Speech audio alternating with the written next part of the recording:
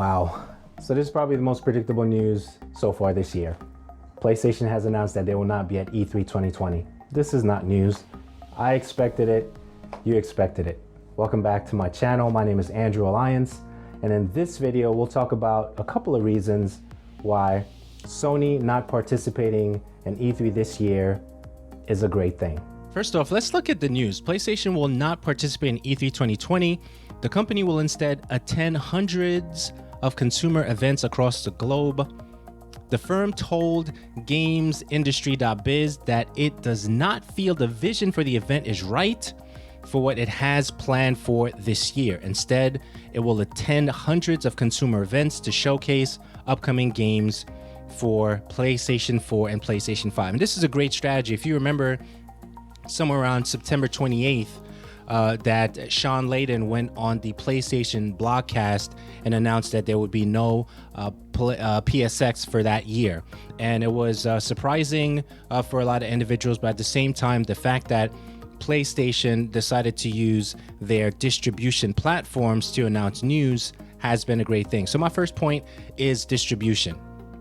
This is a great thing for PlayStation. They could really control the messaging that's happening for the next product or products that's going to be released. Not only did they start sending messaging through their own platforms, they also leverage Twitch and also YouTube that they've done throughout the years. But also what you see happening, as it's mentioned, is all the other events that are happening yearly, right? You have your PAX, you have, of course, E3, but just because they're not going to be on E3 show floor, that doesn't mean that they won't be a presence there at LA when the event comes around, right? So we have to take that into consideration. And then for all the consumer events, they're more accessible, obviously, to the consumer. So the fact that everyone will have access to either ask questions or be around the products of PlayStation, it'll be easy to sell those products to the individuals who will be playing them, not just create messaging with the content creators and the journalists that are at specific events. E3 has changed tremendously in the last couple of years.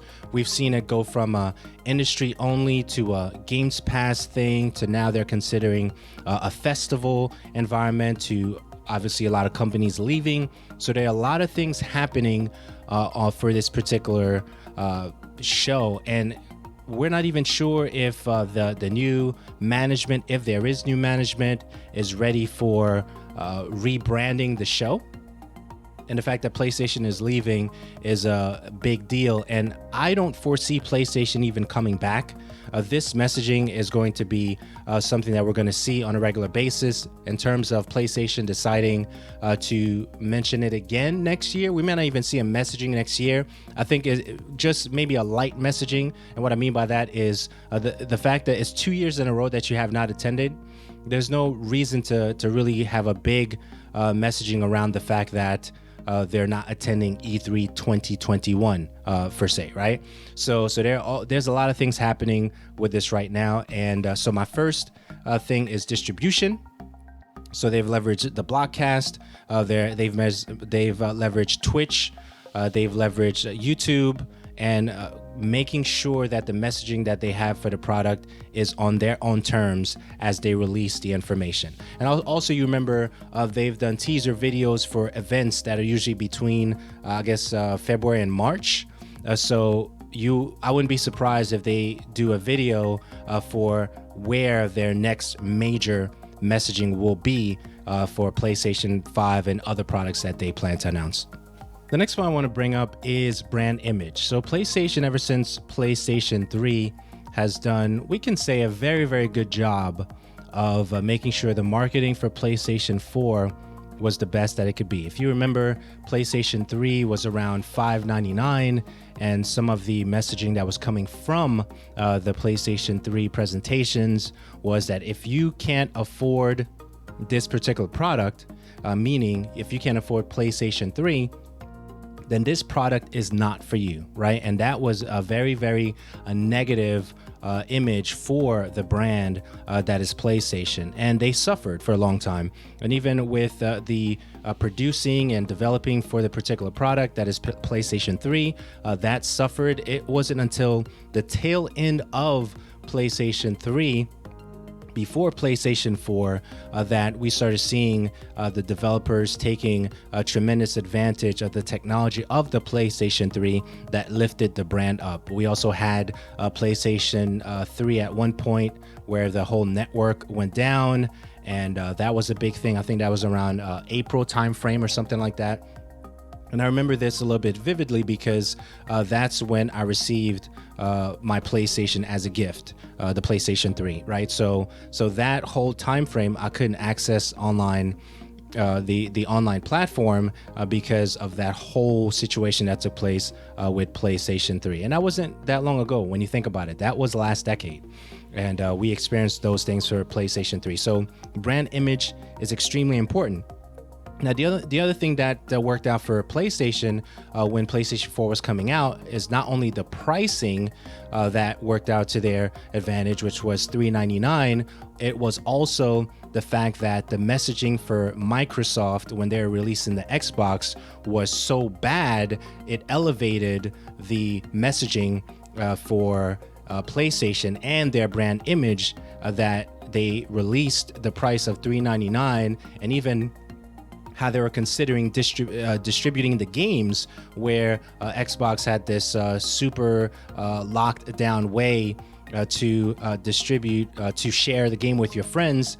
And PlayStation leveraged YouTube by creating a video of this is how you share your game with your friend. And it was from one hand to another. That's how easy it was. So brand image was critical for PlayStation, especially when PlayStation 4 was coming out, because they learned from all of their marketing mistakes from PlayStation 3, and when they released PlayStation 4, it was much more of a smoother process, and of course taking advantage of the bad messaging that Microsoft had at the time when they announced the Xbox One. That worked out to their favor. So brand image is extremely important for them, and heading into PlayStation 5, they don't want to lose any momentum that they already have with PlayStation 4, especially all the numbers that they announced during CES 2020, heading into the next events, whether that's a PAX South or the PAX East or any other events between now and June, is they're going to use that to their advantage to continue a great positive brand image going into the fall winter season for Game Awards and things of that nature. Adding additional thoughts to the second point as it relates to brand image, let's not forget, not too long ago, we had a data leak of all the journalist information, their contact information, phone number, address, and all that stuff from the ESA. And if you're a company that's going to showcase your product there, one of the things that you don't want to happen is the press that can come out to support and cover your product. So if PlayStation feels that the data leak is going to affect their brand image as it relates to distribution and the press that will be covering their event, the place that you do not want to be right now is E3 2020. Now, you could be in the city, you can hold your own event exclusively to make sure you protect the individuals that will be covering the event. But data leaks and journalist information and all those things is not going to be go well for PlayStation if they decide to be in the mix of that. Because not too long ago, they've been associated with data breaches and things of that nature. So it is best for them to really be concerned with their brand image, to stay away from anything that is related to data leaks and anything pertaining to exposing information that is sensitive. So it is definitely a good move that they decided to really look at their brand image heading into this year for an event like E3 2020 that they will not be there and is going to benefit them greatly. So we talked about the distribution, we talked about brand image. Let's talk about a roadmap a little bit. If we were PlayStation, how we would leverage the brand image, the distribution to our benefit as it relates to 2020 or into 2021. Let's just say, for instance, PlayStation was releasing PlayStation 5 in 2021. You have the PAX stuff happening very, very soon. You have the PAX East. You also have PAX West. And then you have PAX West is after E3 from what I recall. I may have that incorrect, but you let me know in the comments below. And then from there, you roll into any events that happens between September and November, right? Leading into December for the Game Awards. And then from the Game Awards, you have January, which is CES. So another opportunity to do a touch point for your particular product. Do a video announcement for anything that's coming out for any event that you plan to have in, let's say, February or March of 2021. And then if your release window is 2021, first quarter, second quarter, you can leverage your pacing and the roadmap for those things heading into the next year. So there's still information coming out about the PlayStation 5.